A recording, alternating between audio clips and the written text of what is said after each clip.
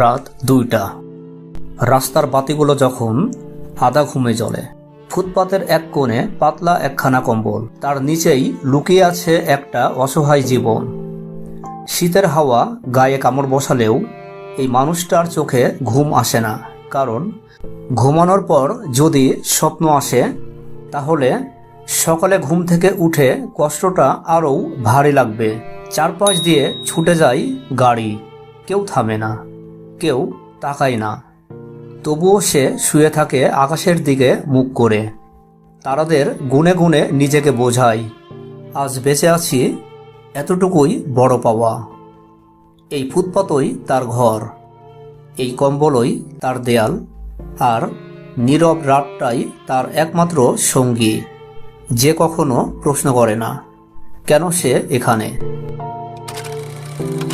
প্রিয় বন্ধুরা, আসুন আমরা সবাই মিলে এই অসহায় মানুষগুলোর পাশে দাঁড়াই। আপনার সামান্য সহানুভূতি আর ভালোবাসাই পারে তাদের জীবনে বড় পরিবর্তন আনতে। এই